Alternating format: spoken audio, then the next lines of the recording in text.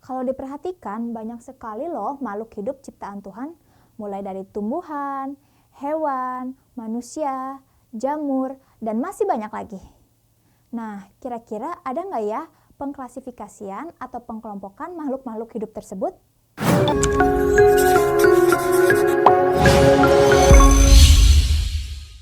Halo teman-teman, Sofia di sini. Nah, kali ini kita akan membahas mengenai klasifikasi makhluk hidup. Tapi sebelum berangkat lebih jauh, kita harus mengetahui nih tujuan dari klasifikasi makhluk hidup.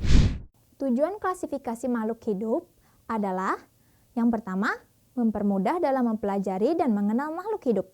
Yang kedua, mengetahui hubungan antara makhluk hidup. Yang ketiga, mengetahui manfaat dari makhluk hidup itu sendiri.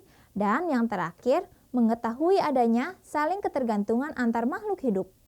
Nah, dasar klasifikasi adalah pengelompokan berdasarkan persamaan dan perbedaan ciri makhluk hidup.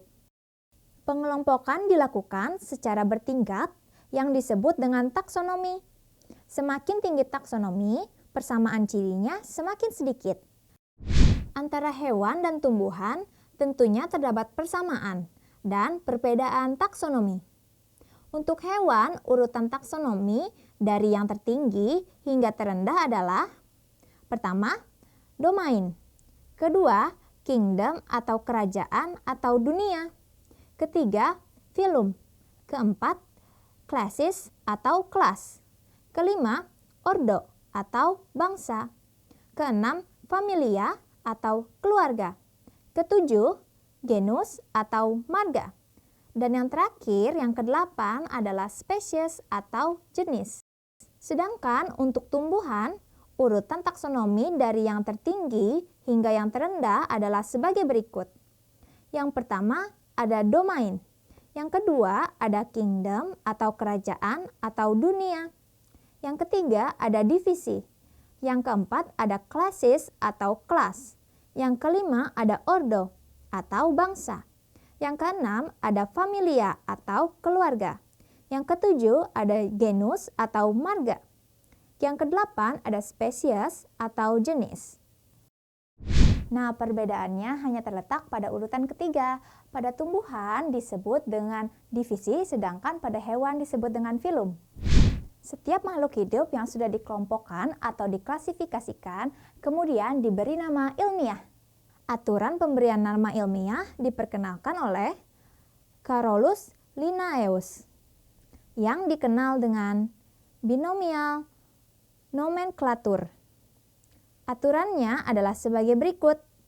Pertama, menggunakan bahasa Latin atau bahasa lain yang dilatinkan. Kedua, menggunakan dua kata. Yang pertama, kata satu merupakan genus, diawali dengan huruf kapital. Yang kedua, kata dua menggunakan petunjuk spesies, ditulis dengan huruf kecil semua. Dan yang terakhir, nama spesies ditulis miring atau di garis bawah. Contohnya Oryza sativa yang ditulis miring atau Oryza sativa yang di garis bawahi. Dalam sistem klasifikasi terbaru, makhluk hidup dikelompokkan ke dalam 3 domain, yaitu sebagai berikut. Yang pertama, domain bakteria, terdiri atas satu dunia, yaitu kingdom bakteria. Yang kedua, domain archaea, terdiri atas satu dunia, yaitu kingdom archaea.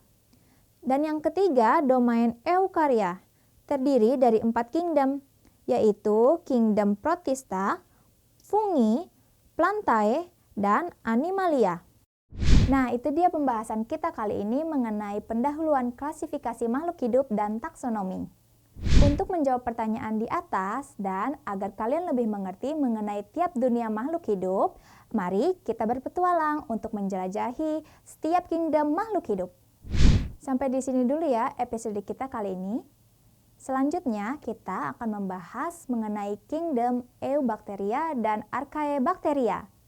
Jangan lupa untuk terus saksikan video-video kita selanjutnya di sekolahan.com. Ilmu untuk semua.